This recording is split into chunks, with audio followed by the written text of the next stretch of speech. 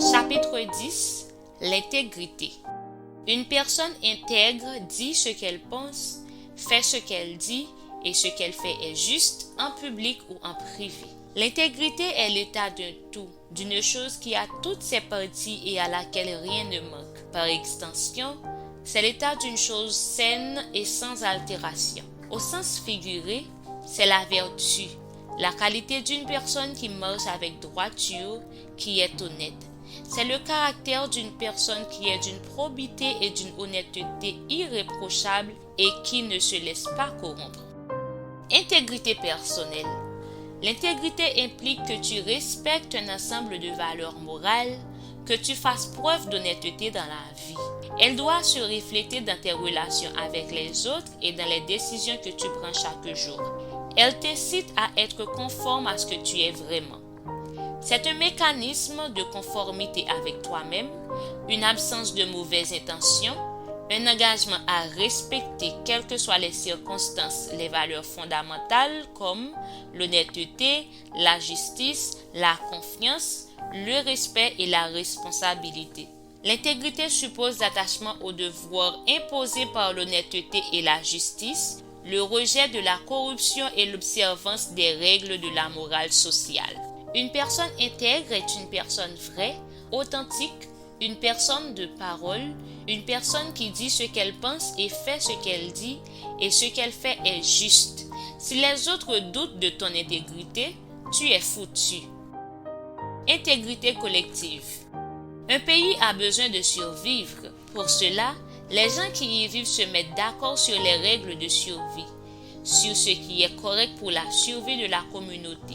Sinon, le pays s'enfonce dans la pauvreté ou est placé sous une tutelle internationale, même sans le nom, ou tout simplement disparaît en tant que tel.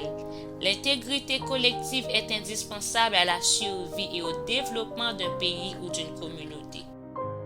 Relation entre ton intégrité et la confiance des autres.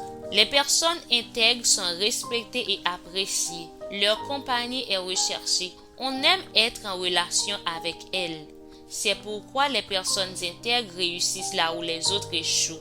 Plus tes règles de conduite dans la famille, dans ton organisation, dans ton pays sont exemplaires, plus on te fera confiance. C'est ton haut niveau d'intégrité qui inspire le respect.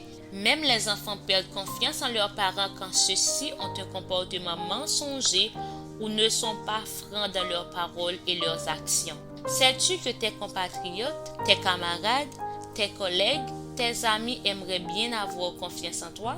Les étrangers perdent confiance en toi s'ils constatent que tu diriges ton pays dans le mensonge et la corruption. Ne t'en fais pas, ils le sauront même s'ils ne te disent rien pour le moment. Ils gardent ton manque d'intégrité pour l'utiliser le moment venu comme modèle d'échange. Presque tout se sait ou peut être su aujourd'hui dans ce monde de l'information. Le président Thomas Sankara, le 4 août 1984, a rebaptisé son pays de la Haute-Volta en Burkina Faso, ce qui veut dire le pays des hommes intègres. Tu devrais faire en sorte que ton pays mérite ce même nom pour susciter la confiance de la population et celle des partenaires internationaux. On le saura si tu es intègre. Si tu construis sur l'intégrité le projet de développement de ton pays, de tes compatriotes et de toi-même, les autres apporteront leur confiance dans la construction de ta réussite. Apparence et réalité. Attention aux apparences. Tu ne pourras pas tromper les autres indéfiniment même s'il faut cultiver l'apparence aussi. Celle-ci doit être le reflet du fond, pas son contraire. Pour parodier Victor Hugo, on pourrait dire que l'apparence ou la forme doit être le fond remontant à la surface. Si l'accent est mis sur la seule apparence, les gens que tu trompes finiront par te découvrir tôt ou tard. Ils ont même une manière de te tester par de petites choses d'abord. Le diable est dans les détails. Te souviens-tu de la parole de la Bible? Celui qui est fidèle dans les petites choses le sera dans les grandes. L'intégrité est d'abord une affaire de petits détails. Dans de grands sujets, les hommes se montrent comme ils souhaitent être vus. Dans de petits sujets, comme ils sont.